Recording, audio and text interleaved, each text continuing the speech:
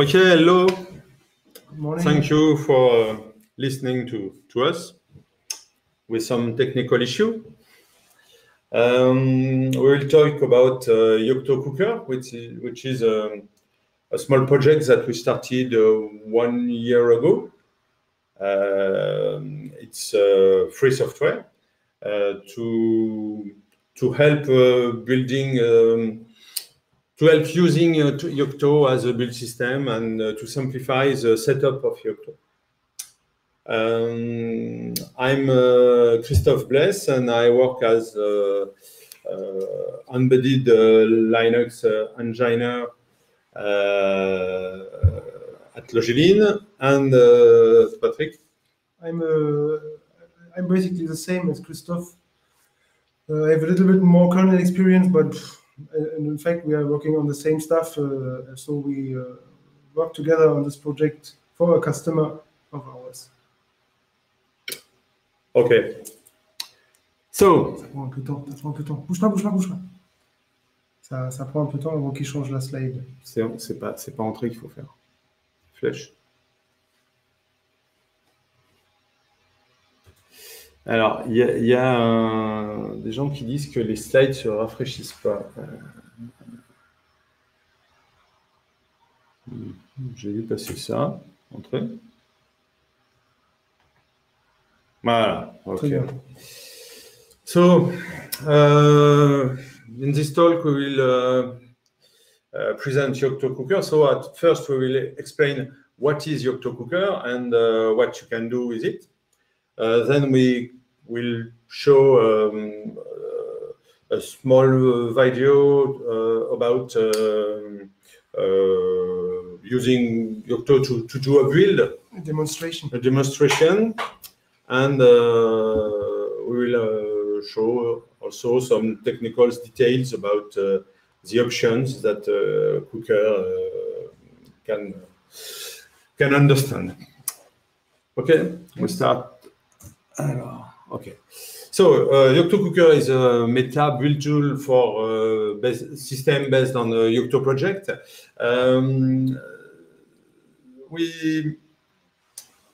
We wanted to simplify and to gather all the technical piece of information needed to run a build with Yocto. So we build this meta-build tool that take a single file as input and which can run we can set up all the directories and configuration files needed by Yocto and can run bitback automatically to produce the image. In fact, you have just to provide a single file that we call a menu. Why a menu? Because Cooker is a cooker, and so we can cook the menu to produce the recipes needed by bitback. This is a culinary metaphor in the Yocto project environment, and it takes you provide just a single file, a menu, and you run a single command, cooker cook, and you wait quite a long time, and then you have your image that is available to flash on your board.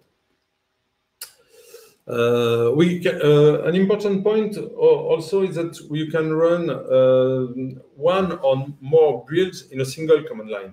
For example, you can run the build for different targets with only one command, and that will produce all the needed directories for all your targets and for all your versions of your software. So, alors, can you see the slide?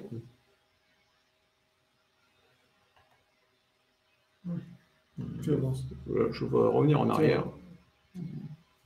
Okay, thank you. This one, okay. So we use a menu that is a file that we will detail in a few minutes, and we give it to Yocto. Then it will set up all the directories, for example, builds, and in the builds directory, it will produce all the subdirectories needed for our configurations that we want. For example, in the demonstration, we will have QEMU ARM and Raspberry Pi 3. Cooker set all the files in the conf subdirectory, local.conf, bblayers.conf, templateconf.config, and it clone and check out the needed layers. For example, key, meta open embedded, meta Raspberry Pi, and so on. Then when we run the cook command, it will download the necessary packages and produce shared state files. Bitbake will produce the shared state files that will be shared between all the builds we run.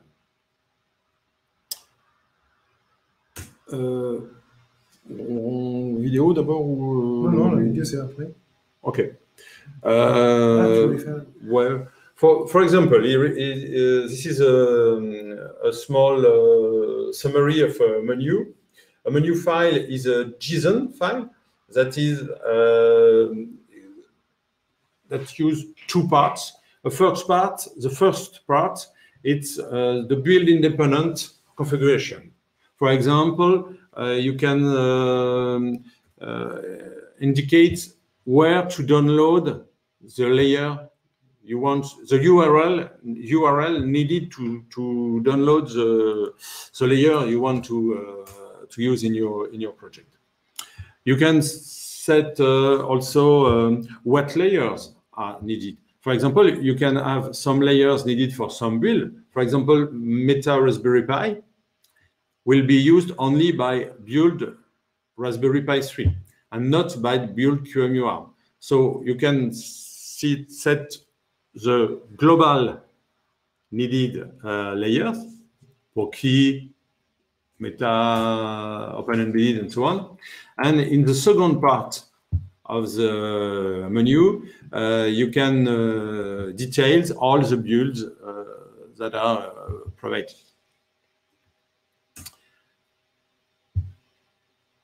Peut-être qu'on prenne un exemple. Ouais, ça c'est les détails. Well, this is some details. First, we will show you the demo demonstration. You can see here the URL, and we will try to. Okay, Patrick will write it in the chat, and we will comment. So, là. Okay. Okay, this is a demonstration. First, we start with we create an empty directory. For example, live embedded event, LEE2. In this directory, we enter the directory and we download a single file, a menu, that is present in the Yocto Cooker sample. The menu is called Live Embedded Event 2 menu. Play. Okay. Okay. The menu is a small file. You see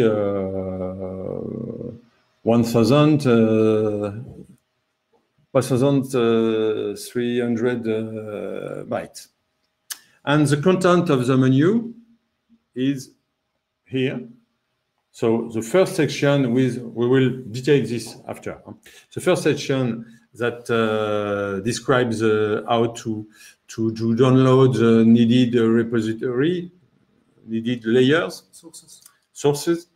The global layers configuration that will be used by all build configuration, and the local.conf parameters that will be used by all the build we run. For example, we add a user, LEE2 user with the password today, and we modify the root password as Linux, very secure. Then the second part is the build-specific configuration. For example, for Raspberry Pi 3, in this layer, we add, in this build configuration, we add the Meta Raspberry Pi layer, and we set the machine parameter and some parameter depending on the board, for example, to enable the serial connection. And we run a second build. We have a second build in the same set. This is QEMU to run QEMU arms. We don't have additional layers, only on the Pi 3, not on QEMU. And in the local.conf configuration, we only have the machine parameter. Then we can run Cooker, cook the JSON menu. It takes some hours. First, we can see that BitBake parses the recipes. Oh, first, we can see here that Cooker downloads the needed sources, Pocky, and check out it, Meta Open Embedded, Meta Raspberry Pi, and so on. Then it starts building Pi 3 image. We see the BitBake progression. So it will just take 2 hours. Please wait. And then it will build the second part of the configuration. That was QEMU. Okay. Very fast. Okay, so the Pi 3 build is terminated. Then we have the QEMU ARM build. Very fast also. Okay. And Cooker ends its work. In a few seconds. Okay. Work is terminated. Okay. At first, we before running Cooker, we only add these files.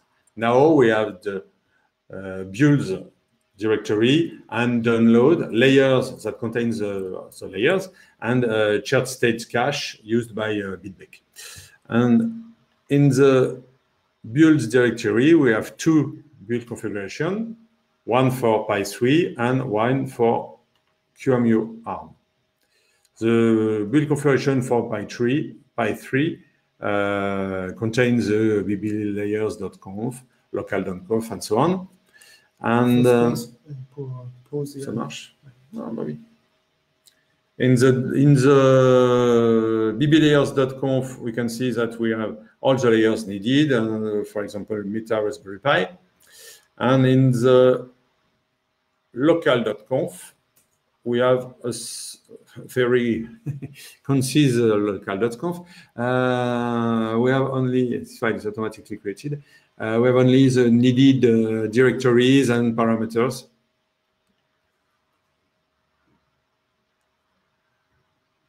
And in the TMP deploy images subdirectories, Raspberry Pi 3, we can see all the file needed by to run to set on the Raspberry Pi, boot files and so on, device tree and so on. And in the QEMU, we have the same configuration. And in TMP deploy images, we have the needed files to run QEMU. But to run QEMU easily, the easy way is to use run QEMU, which is a script which is provided by Bitbeck. So in this example, we have to source POKey setup just to have the run QEMU script. This is a download directory, shared state, and layers. So we will run QEMU. Okay. First, we set up POKey environment setup. Then we can run QEMU on the produced image and see the system booting.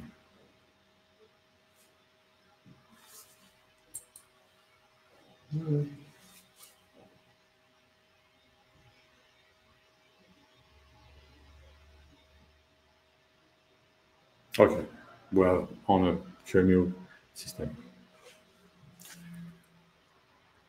Okay. Oh, we can also build GSDK. When we provide the -s option, Cooker will produce the SDK needed to build some custom code independently of the BSP. Okay, he runs all the SDK and he populate SDK. And so we have the SDK in the TMP deploy directory. Ah, c'est pour QEMU. Ah oui, il le fait pour QEMU aussi. Pour QEMU, ça.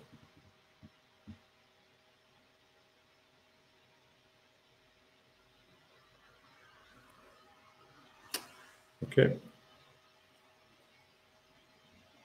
That's it. That's it. Yes. Ah, the proof. The proof of deploy SDK. Yes. Okay. The script to run SDK. Okay. Then my part. Your part.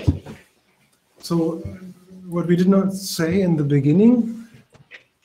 Je coupe le jus là. Attends, j'ai peur.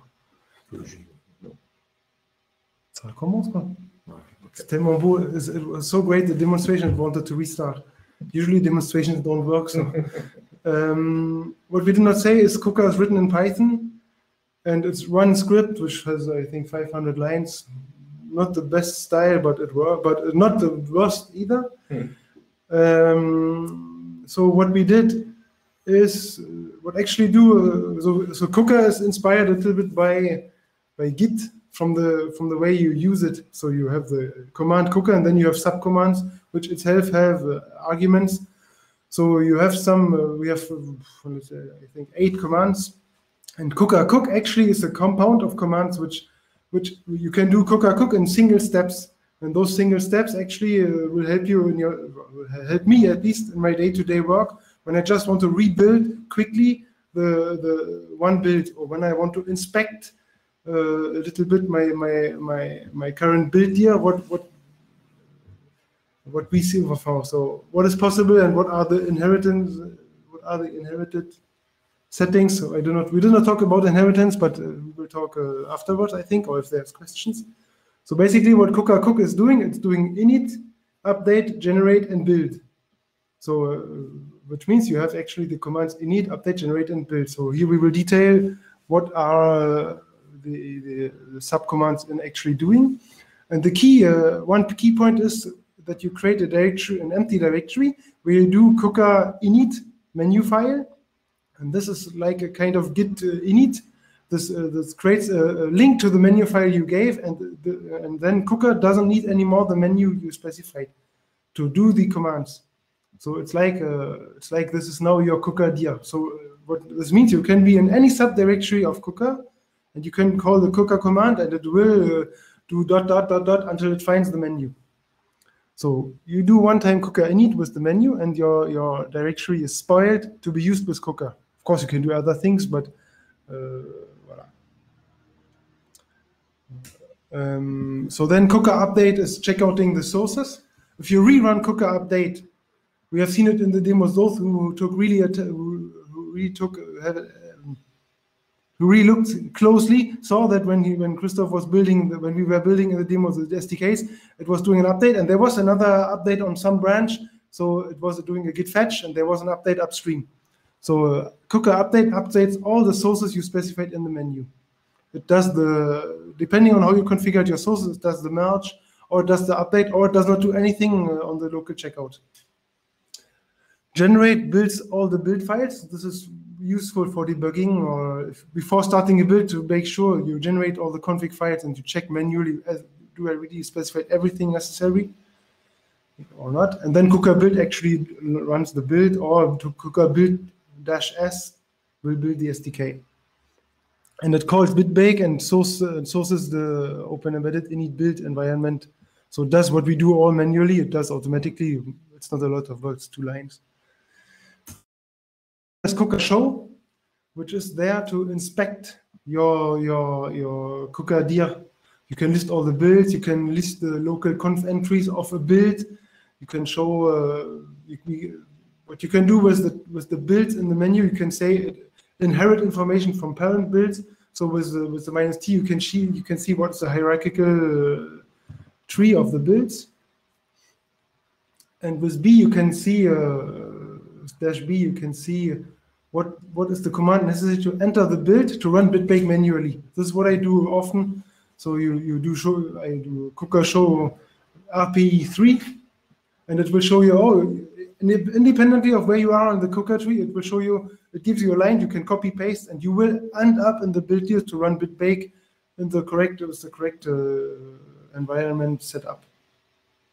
So, and that's basically what cooker is doing for the moment. Yeah, I think that's it. Right, yes.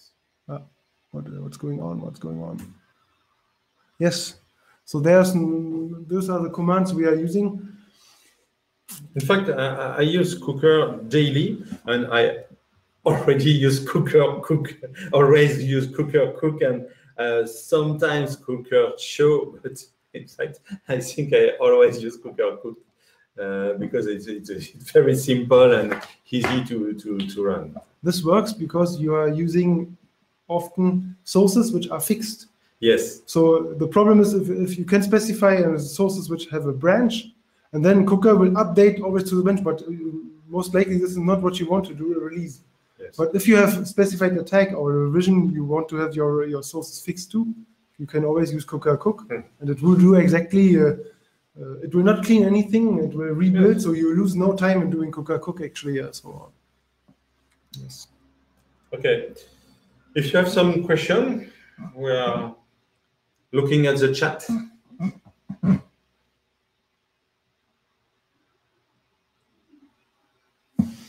Typing is on. Yes.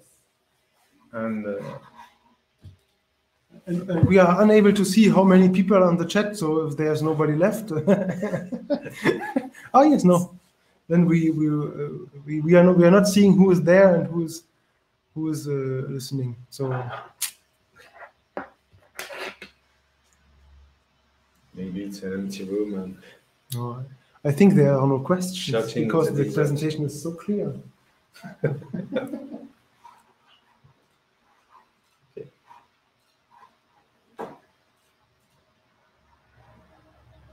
Otherwise, yeah, you know what we forgot?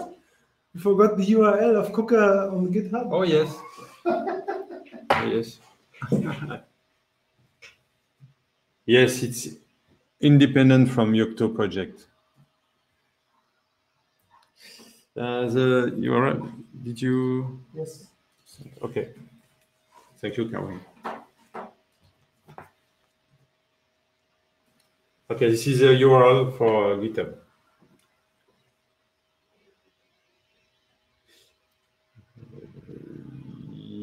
Yes, I think the conferences are independent.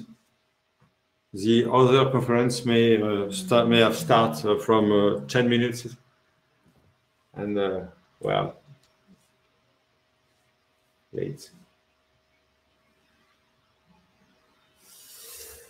Main advantage is simplicity and the possibility to gather all the needed pieces of information in a single file. So we can git the menu. We can use the menu to reproduce the same build, exactly the same build, very easily on different platform, or we can share it very easily. I wanted to show a menu. You will immediately see that the menu, what the menu contains in detail, and you will see that steps which are done usually by if you get a BSP from a chip manufacturer, from a SoC manufacturer, he will always give you a collection of scripts to set up your Yocto build here. And we saw different people doing that, and everyone was doing his own stuff, and nobody took the time to publish their scripts. So we said, okay, what do we need? We just need some kind of file which contains the sources, the layers, the local conf, which is the typical stuff you do always for every Yocto project. And then we wanted to be able to commit, to have the possibility to commit the file somewhere to be reused later on. That's basically just to have a reproducible build easily with a simple script. So that was the main motivation to do Yocto Cooker. Exactly. To have one file which contains all information to create a build here. And actually, there's not so much information needed to create a build here, but it's always a tedious task to which sources, which tag I need on which layer. What are the local conf variables I have to set? What are the targets I need to run?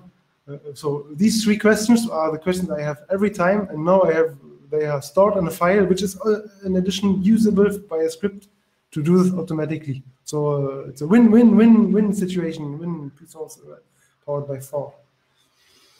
And it's open source, so there's no reason as manufacturers are not using menus for their SoCs now from now on. And even if it is only for documentation reasons, and you can do everything by hand, you clone your repositories, you create your local conf, you create your BB layers, cannot be easier.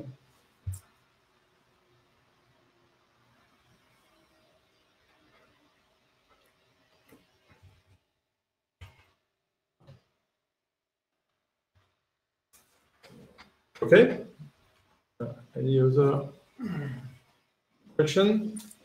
And we even have a small but powerful continuous integration system on GitHub, which of course, and some unitary tests, functional tests. No, it's functional tests, not unitary tests. So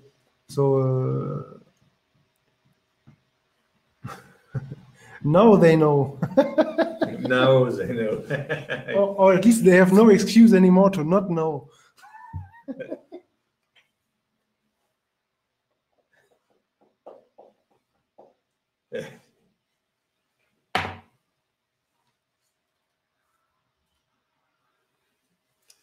Okay. And then there is actually a command which is a program which seems to do the same thing. And when we started Yocto Cooker, it already existed, but honestly, we were unable to find it. Saying that, try to look for Yocto build helper tool or something on Google. You won't find the other project which does the similar things, which is called Kaz. K-A-Z. And K-A-S-S-Z. And so if you look now on Google for Yocto build helper, Yocto meta-buildtool, or Yocto, you will find Yocto Cooker, but you won't find the other one. And I don't understand why we didn't find it, and why it's still hard to find. I don't get it. Yes. It does more things.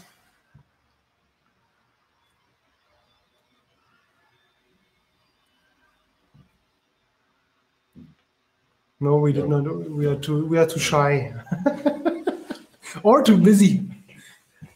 maybe the Maybe yes. Why not? Actually, good question. why not? Okay, thanks everybody. Yes. Thank you. And see you on the Yocto Project GitHub. Yocto Cooker. Yocto Cooker GitHub. Ciao. Bye bye. Bye bye.